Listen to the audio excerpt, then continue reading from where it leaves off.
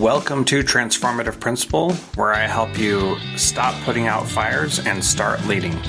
I am your host, Jethro Jones. You can follow me on Twitter at Jethro Jones.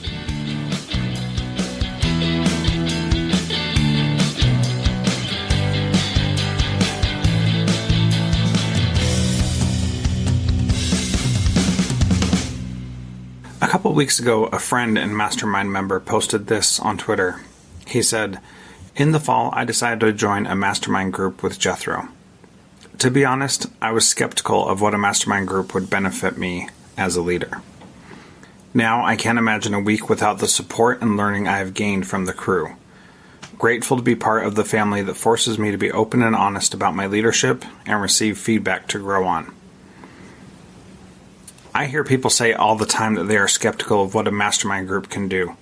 I get it. It took me a long time to join a mastermind group for myself. But when you are feeling lonely, like an imposter, or not up to the monumental task of shaping the lives of 1,000 young people, it makes a difference being able to join a group of people who know how you feel and know how to help you. So I'd love to have you join us.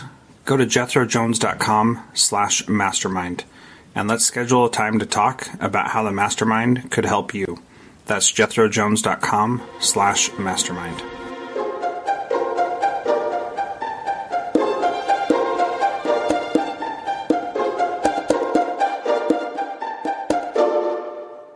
Welcome to Transformative Principal. I am very excited to have Meghan Raftery on the program today. She's a freelance educator, and we'll get into what that means here in a little bit. She's a former second and fourth grade teacher and a central office administrator, and she left education to pursue her professional passions on her own terms in 2018. So we're going to get into a conversation about what that looks like, what she's been doing. And if you want to follow her, she is at MEG5HAN on Twitter, or you can go to MeghanRaftery.com. And of course, those will be in the show notes at jethrojones.com/podcast. You can get links to both of those things. Welcome, Meghan, to Transformative Principal. Thanks for having me. So, Meghan, tell us, what is a freelance educator? What does that term mean, and why is that important? Just kind of a term I made up for myself. If other people are using it, I'd love to meet them. I pretty much just started working with public schools when I always had a title that was really easy to understand, like second grade teacher. And just my job got more and more complicated to explain, because then I was a gifted resource teacher, which isn't always explainable. And then I was a curriculum coordinator, and then I was a school and community partnerships coordinator. And then I worked for a private company, and I had a really generic title there too. So when I decided to be an independent contractor to work for my own self, I just came up with a term that felt to me less like consultant, which was a word that I sometimes found that teachers in particular are a little hesitant about. And I thought freelance captured a little bit more the work that I do, which is project-based, where I pick up opportunities where I think I can be useful to schools, nonprofits, individuals, as they interest me. So freelance is probably the term that comes closest to the way that I work now. What I like about it is that it gives you an impression of your, this is a bad comparison, but like a hired gun, a mercenary. You know, you go out and do the work that needs to be done. And there's no there's no commitment to being there for 30 years and getting a pension and all that kind of stuff. It's, what do you need to have accomplished, and how can I help you make that happen? And so the way that I'm trying to move into that kind of position as well, to where I'm taking on different projects that are interesting to me and focusing on that, and not having a commitment beyond that, beyond solving a specific problem. And so, that presents some challenges and some great opportunities as well. Let's talk first about some of the challenges that come with that. Like, people think not having a pension is a challenge, and maybe it is, maybe it isn't, maybe to some people it is. But what are some of the other challenges that you've seen being a freelance educator? I have a high level of tolerance for, I guess I skew towards novelty instead of towards security when it comes to what makes me feel comfortable. I'd say freedom is really important to me as an educator, the ability to speak my own mind and to be my authentic self in the roles that I serve. So the challenges for me are a little less severe than they might be for somebody who needs a little bit more stability and security. But pension is probably the most common question I get from folks who want to know about freelance educator world. And for me, in basically what that meant is I just paused my retirement in the public school system and took that same financial commitment and just put it into something that's on my own, which again, to me feels very freeing. Other people, that might be a little bit scary. I did just some of the things that make it a little more difficult if you're used to a steady paycheck that comes on a certain day. Take some time to develop the organizational skills to know when money's coming in and how in order to pay your bills. Compromising with your spouse when it comes to what you're used to versus what that looks like in the long run, or anybody else that you're financially tied to. You have to be pretty comfortable with saying yes to things you're not sure about and saying no to things that could be good opportunities because you don't have a lot of time to do them. So that's something I think a skill that you learn over time. But one of the things that I do notice as an educator, and I hear this consistently from other people who've made similar choices, it sounds like I have a lot of projects going on at one time. And people are oftentimes amazed that so much is able to be accomplished. But any role that I've ever had in education, doesn't matter what your title is. You have 600 projects you're working on. I have 50 now. So, I actually have net fewer projects with a title that sounds like it's more things. They're just actually named now and they're linked to some sort of contract versus a role that encompasses so many different facets. Yeah, and a role that can balloon to fill whatever it is that that your principal or superintendent or whoever may feel like you need to do this additional thing. We often talk in education about taking things off of teachers' plates, and we're just not good at that. Once we see somebody's doing something, we just keep piling it on. I want to talk a little bit more about the retirement piece. It was interesting when I got into education, it was because of a law that was passed in Utah where I was, which made it really a good idea for people to retire from education. And so basically they cut the retirement benefits. And people were like, oh, I can't believe you're going into education now because it used to have this great pension and now it's not. And, I thought the pension could be like a set of golden handcuffs that you can't get away from the place where you're at. And I have talked to educators who have said, well, I can't leave because I have my pension. And if I work 5 more years, then I'll be able to get the max amount. And I'm like, well, how do you like your job? I totally hate it. I can't wait for those 5 years to be up. And I thought, man, that just sounds like a horrible position to be in. And then when I moved to Alaska, it was a similar thing. And we got a 401k instead. And so instead of me having to stay there for a certain number of years, I was able to take that money with me when I left, which, that sounds like a great opportunity, and you're not bound to someplace. And oftentimes we get bound to places that we don't need to. And with this different approach, you're seeing that you have these different projects that are tied to a contract. There's a duration in time and a scope to it as well. So what are some of the positives of doing this kind of work? And I think you've mentioned a handful of them as we've gone along. For me, one of them is just the sense that you are constantly asked to do more work if you do good work, if you work in a traditional role in a bureaucracy. And what happens to me now is if I do good work, I'm asked to do more work, but that work I'm compensated for. So it's one of the best advantages. It also, I think, is very tangible in terms of your usefulness in a project. You can always tell why you're there, why you're being asked to be there. And then your impact is just a little bit, I think, more tangibly measured, at least in the projects that I choose to take, where I can see how my being there influenced the project.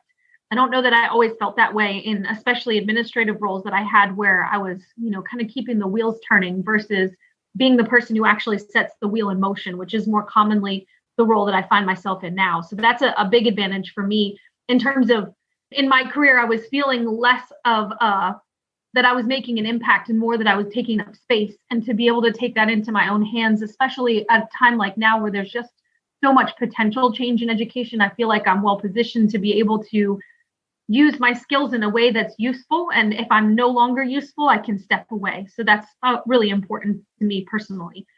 It also helps me to define my values. I can kind of test each thing I'm asked to do based on what matters most to me, what kind of work I like to do. A lot of times I had roles with titles that said the word curriculum in them, but curriculum writing was just a fraction of the time that I was actually spending on it.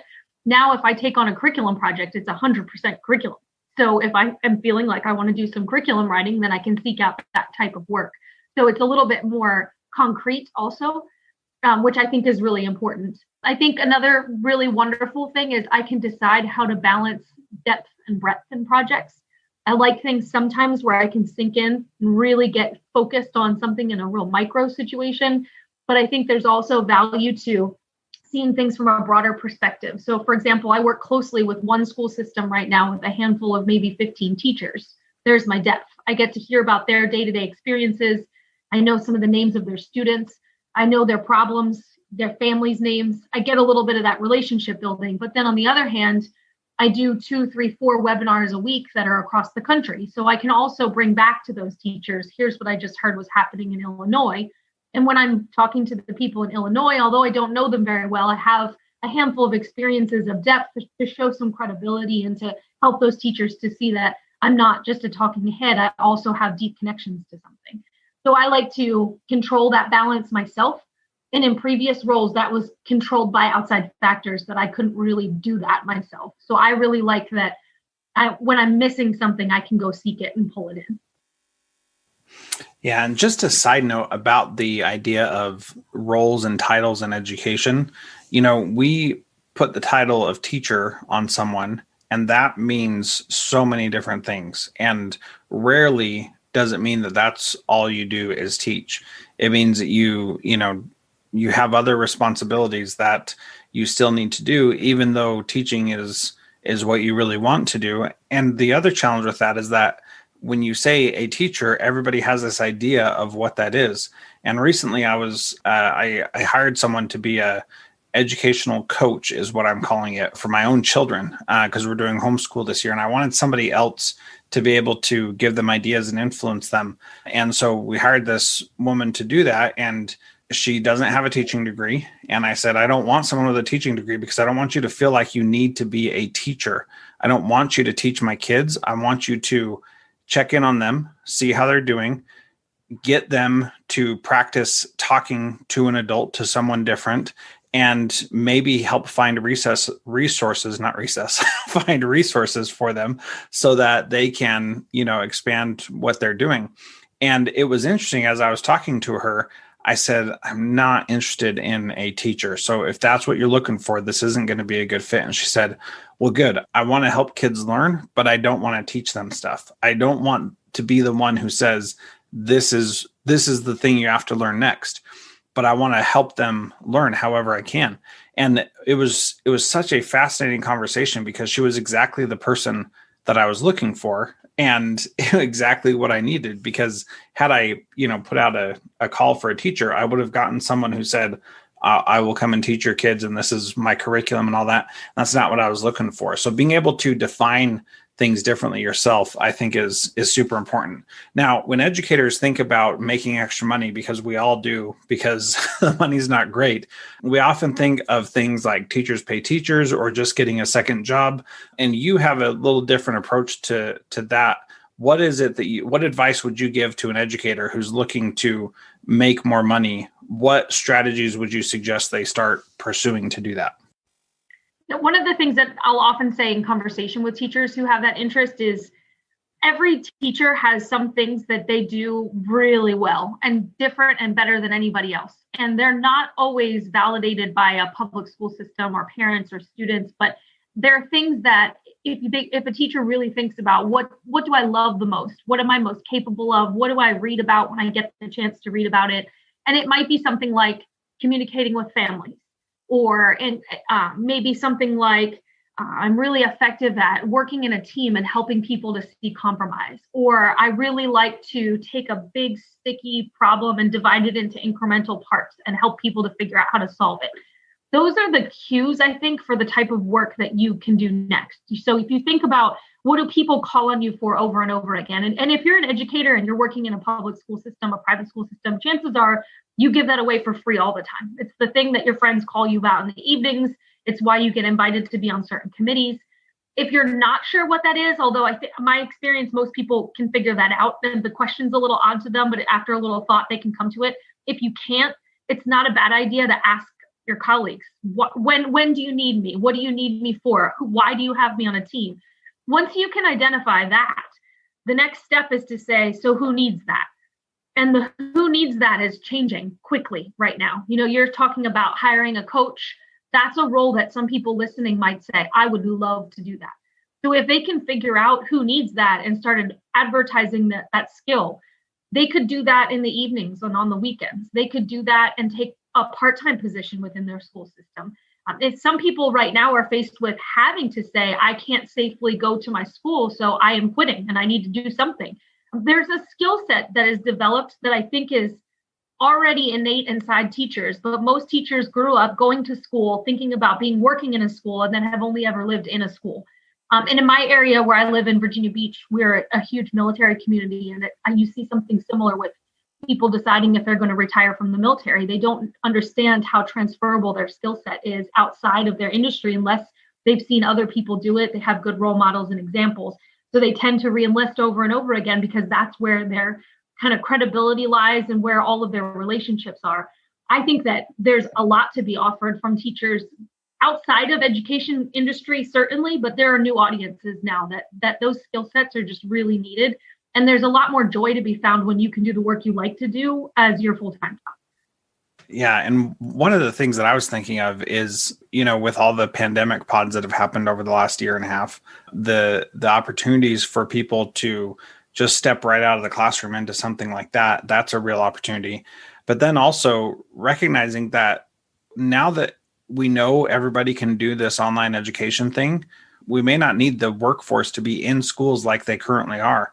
And there may be opportunities for, people who are great math teachers, for example, to just start teaching math only online. And that's all you ever do. And people, join your class specifically, and you become the best math teacher out there. And, Khan Academy is a good example of where that started. But a teacher who has the experience and knows where kids struggle and how to help them and can do that one-on-one or one-on-many teaching can really have some opportunities that, they may have been able to do before, but many people would not have given it the time of day.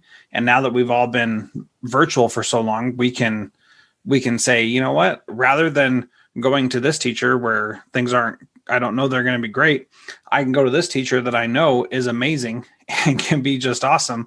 And I should go spend my time and energy with them.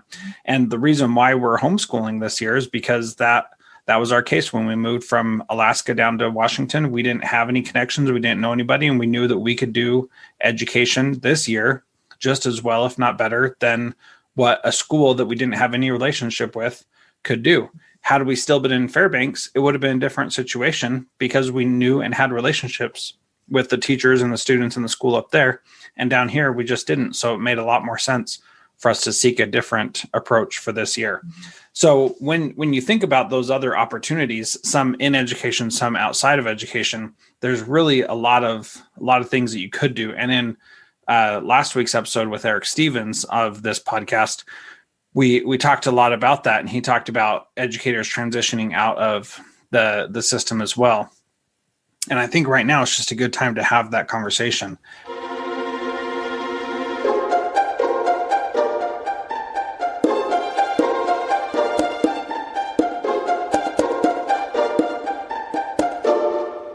John Catt Educational supports high-quality teaching and learning by providing publications that are research-based, practical, and focused on the key topics proven essential in today's and tomorrow's schools. The latest John Catt publications include a book whose bold, transformative ideas amaze and infuriate people around the world, according to one reviewer, a title from global leaders in curriculum planning, practice, and retrieval, one book that says stop talking and start doing with regard to teacher well-being, and much more. These books, used by educators of all roles across North America and worldwide, amplify fresh, engaging voices with practical strategies to create transformative change. Learn more in our show notes at jethrojones.com/podcast.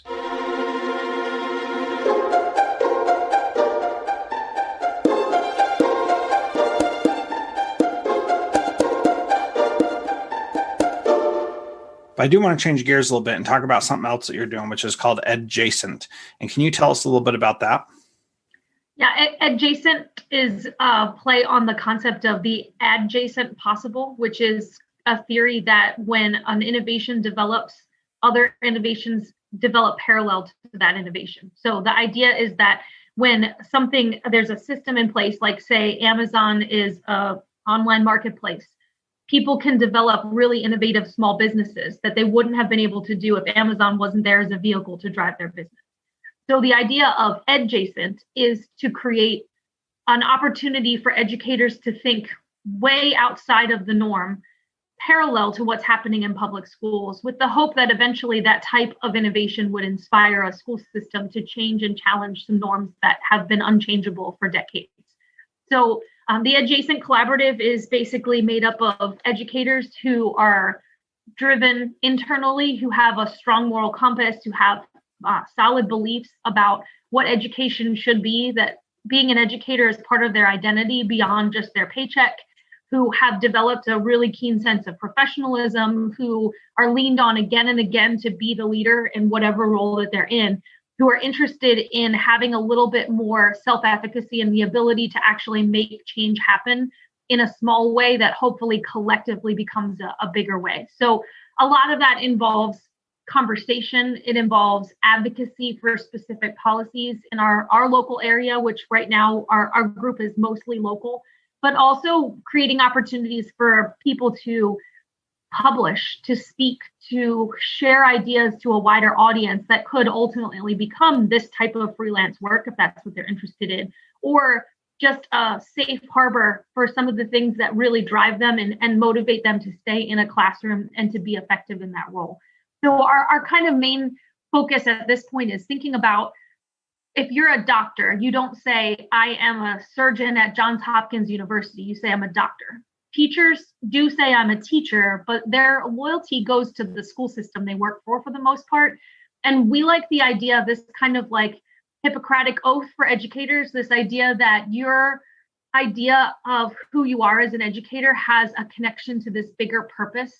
And that's how you decide what work you want to do, what you'll tolerate in your workplace, how your day-to-day is spent, because you have this belief in what it means to be an educator that sits above your job.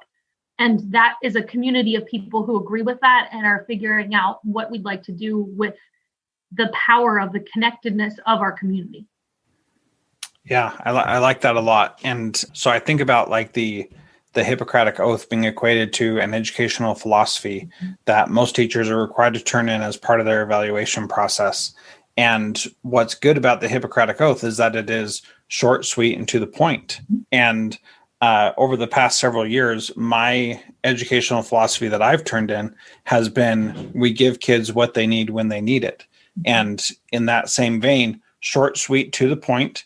And it doesn't tell you everything, but it tells you what my focus is going to be.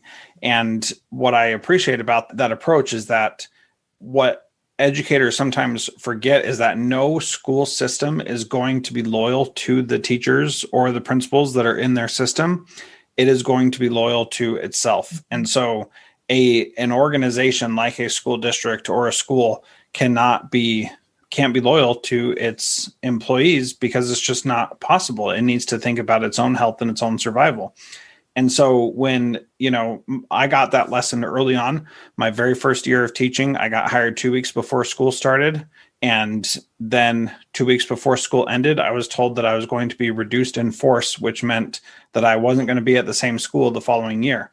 And I realized then, if it didn't matter how well I performed as a teacher, we didn't have the enrollment. Therefore, I was last one in, I was the first one out, and that's all there is to it.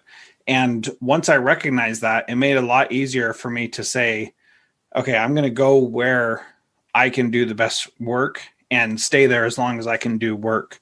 And having that awareness is, I think, really important. So if you were to make a Hippocratic Oath for educators, what would that be? Have you already got that in your head? Yeah, we actually have our first meeting next week to kind of collectively identify what that is. And I think it's interesting that you say, you have your statement that guides you. I think to a certain extent, our Hippocratic Oath is that everybody is entitled to have their own oath, that you're allowed as an educator to have the thing that's most important to you and work toward it. So for us, we want to, from a professional perspective, live a lot of the things that we're saying are important and how we educate students, that personalization matters, that the way that you're connected to something matters. So we've defined some core values and we're still working them into a statement. But some of the things that we've talked about is the ability for an educator to be their authentic self in the classroom and anywhere that they're working, that you're a whole person, and then that's okay to show that to students. Another one is the right to be connected to others in some way, connected to people who share your beliefs and also people who respectfully challenge them. We believe that growth is important and that opportunities for growth are somewhat the responsibility of the educator, that you can't wait for somebody to share with you the learning experiences. You have to go seek them, and you have to find and know what you need to know to grow. We also talk a lot about balance. I think that's become really important, this idea of work-life balance, also time in front of students and time to think balance, and physical health and mental health, and all of the other things that come with being a balanced educator, which makes you better. And then the last one we also talk about is this definition of legacy. Like, what is it that you're going to leave behind when you go away? That everybody is replaceable in individual situations, but where are you feeling like you contributed to the body of work? And how do you articulate that? What's tangible that you can actually see? Because we think that drives people to continue to do the work that matters. It makes them feel useful long after they're retired from a system, that they continue to contribute. And then also that systematically over time, schools learn from their best people, that capital doesn't leave when somebody leaves, that grows over time in a way like you might think more of a scientific community where the body of knowledge increases. I don't know that our group believes that that's true all the time about public education. We see much more of a swing back and forth than a solid body of knowledge that grows and increases over time. I absolutely agree with you. I definitely think that we are more the pendulum, and depending on the whims and feelings of the people in charge, that's where things go, rather than this pursuit of knowledge and improvement that we would think the scientific community would be an example for us. And, one thing that my good friend Damon Hargraves and I talk about a lot is the idea of an educator bringing with them their tool set of technologies, skills, abilities, and also physical things that they bring with them to a new job. And rather than saying, here's the curriculum over here, adopt this and start teaching those books over there. Like my first year teaching, I was walked into the classroom as many people were and said, there's the books, and that's what we need to cover. And that's just not a fulfilling way to do anything. And so I very quickly gave that up and said, okay, I think I'll do something in here. But if you aren't even saying exactly what I need to do, it must not be that important. And so, bringing in skills of, podcasting or writing or blogging or doing something on social media or video production or whatever your skills are that you bring in as an educator, actually having those be valued and recognized, I think is a really important piece of what you're talking about. That if everybody brings their best to the work in their own unique individual way, then that's going to make it better for everybody. And I think about the times that I've had to do something a certain way and how much I hated it. And when I've been able to do things in the way that I want, how much extra time and energy I put into it beyond what was required. And, so for example, my first year teaching, we did some blogging with the students. I found some old computers, figured out how to use a Mac, which I'd never used before that time, and figured out how to get my students blogging. I remember the pushback that I got of, well, we can't do this because this, that, and the other, and how it took this wind out of my sails and made me feel like, well, maybe I shouldn't even try. But then I was like, well, I'm going to do it anyway. And so I did. And what I got from that was way more than I put in. And I put in a lot, way more than I would have if I was just teaching out of the book. And we've got to recognize that and value that and make that part of what we're doing. Anything else to add on that? Yeah, and one of the things that makes me think of, I talk to teachers a lot when they're in an emotional situation. There's a crisis that's happening at the school and they need somebody to talk to. Something has bothered them. Usually it's when their values have been questioned in some way. And one of the things that I like to ask them is, what's the cost of rebellion? Like, what could actually happen if you do what you think is right in this situation? So is there a creative way to avoid being actually insubordinate and get this accomplished? And so just a quick example, I have a neighbor who's a kindergarten teacher who is teaching remotely right now.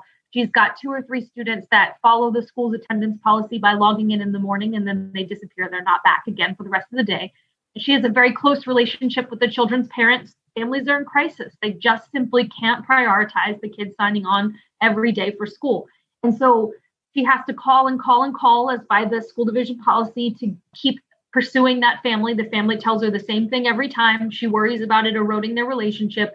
The newest thing that came after the holiday season was that she needs to now tutor the student, which would require even more screen time. So she was really concerned about 5-year-olds being on the computer even beyond an already exhausting school day. And so, we kind of talked about what would be a better situation. And one of the things that she started saying out loud was, it would be better if I could be replacing something with the tutoring instead of adding it.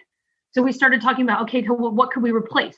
So the student does a lot of that. She has to assign a lot of independent work. And that's where the student isn't doing the work because the parents can't help because it's a 5-year-old and they can't do it themselves. So we started talking about, okay, so what if you called the parents and you said, I know independent work is difficult. I have this solution. I'd like to offer one-on-one sessions with your child. Still doing the tutoring, you're just doing it during the school day and you're replacing something instead of adding something. And she was worried because she wanted to ask permission. And I said, what would happen if you didn't? What would happen if you didn't ask permission, you just did it, and the child started attending school and making some gains? Do you honestly think you have a good relationship with your principal, that your principal would say, stop doing this? And if they said stop doing it, and all they said was stop doing it, that was the consequence. Is that so bad? Is that something you can live with? Do you feel okay about that? So you have 2 choices here. You can continue to pursue this family or offer tutoring you think is ineffective. Or as a professional, you could make the call and do it quietly, no harm. You're not doing anything wrong. You're actually helping the family and probably developing rapport with this child to the point where they ask their parents to sign on every day because they want to see you.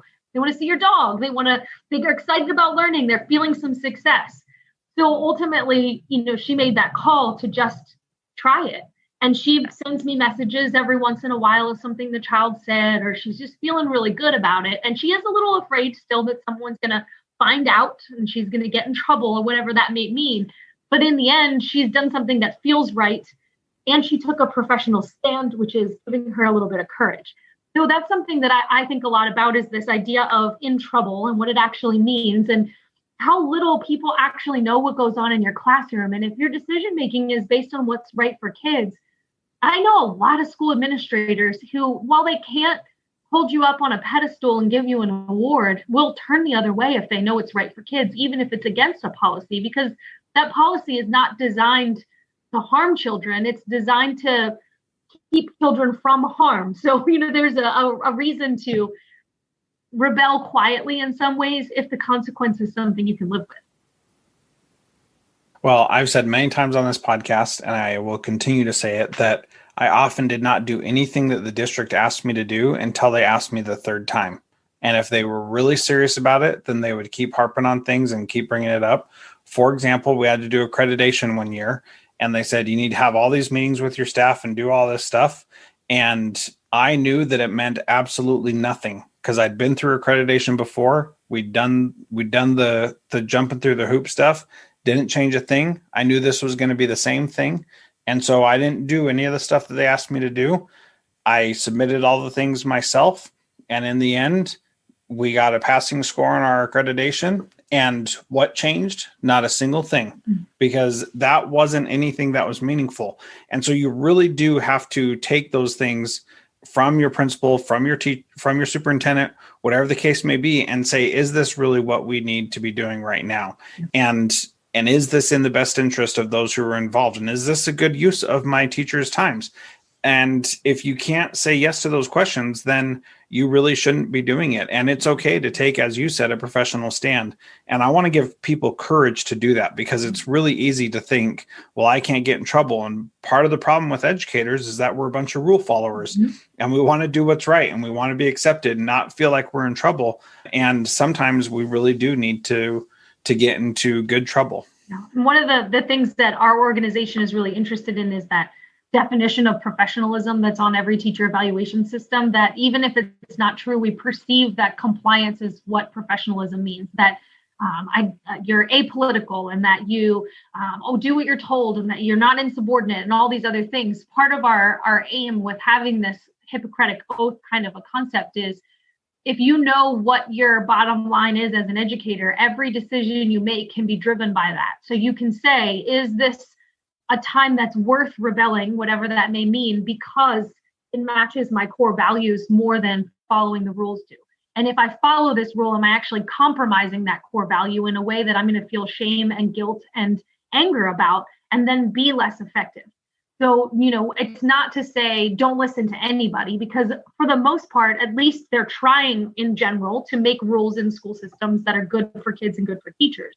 You just have a unique opportunity as a person who's the boots on the ground to sometimes point out where it's not working, because it might be that the decision makers don't realize those nuances, or quietly do the thing that you feel is the right way to do it. So there are times when it's important to advocate, and there are times when it's just important to do what you think is right. And I think that rebel streak, for some people, they love it. And I'm one of those people. Like, I've never had a problem with that. And I'll talk to a lot of people who will say, that's just not me. I'm not that person. So they have a harder time and a bigger hill to climb, I think, than for those of us who sometimes can be obstinate just because it's fun. The rule follower has to compromise some things, but if they have that strong sense of moral conviction, they have a community they can speak to and say, am I crazy here, or is this something that makes sense? And they see examples of people doing that. And then defining that as professionalism, I think, is another important aspect of this, of saying that courage actually is what a professional educator is and should be, not that that's being unprofessional by whatever standard that means in your normal life. And so we're trying to hopefully co-opt that concept of professionalism and to take practicing educators and say, what do we mean professionalism is? And how would it look differently than the way we currently define it? Yeah, that's a really good point. And you just identified one of the regrets that I have from being a principal, is that I did not encourage that non-compliance and dissent as a part of professionalism. And so I apologize to everybody that I ever said, you're not professional if you're not compliant. It just makes me feel sick to think about it. So anyway, learning opportunity for me. Thank you, Meghan. So in closing, how do people get to be part of Edjacent and learn more about that? Yeah, my site, MeghanRaftery.com, has just a little landing page where you can sign up to be part of our email communications. Our group is just starting to have monthly meetings, and our intention is to record those and then publish them so people can kind of see what's going on and then get involved as they'd like to.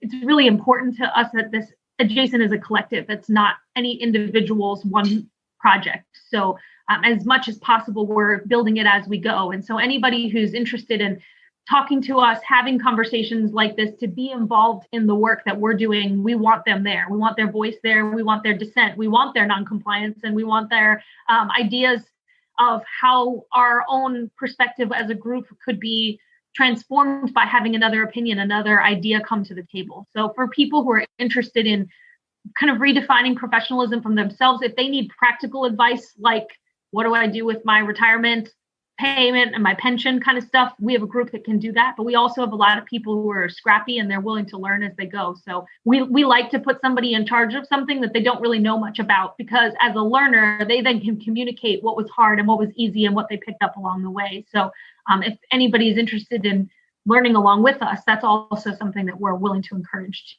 too. So again, MeghanRaftery.com, there's a tab that says Edjacent, and then people can sign up, and then they'll get our regular correspondence and be invited to those monthly meetings as well. Yeah, and I will have a link to that in the show notes at jethrojones.com/podcast, or just tap on the title of this podcast and it'll take you right there so you can get that. Meghan, it's been great chatting with you. Thank you so much. Once again, if you want to learn more from Meghan on Twitter, she's at MEG5HAN or MeghanRaftery.com. And thanks again for being part of Transformative Principal. Thanks for having me. It's great to meet your audience too.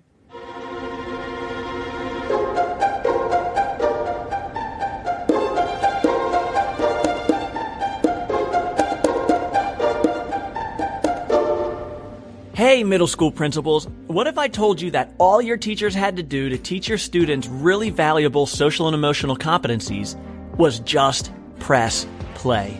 In Control SEL is a fully automated video curriculum that teachers and students absolutely love. And that's because it's easy. And it looks just like a Netflix or a YouTube show. So all you have to do to hear about how it can completely transform your school is schedule your call. Tell us Jethro sent you and you'll get 20% off if you feel like it's a good fit. So go now to www.incontrolsel.com/strategy call to schedule your call today. The link will be in the show notes.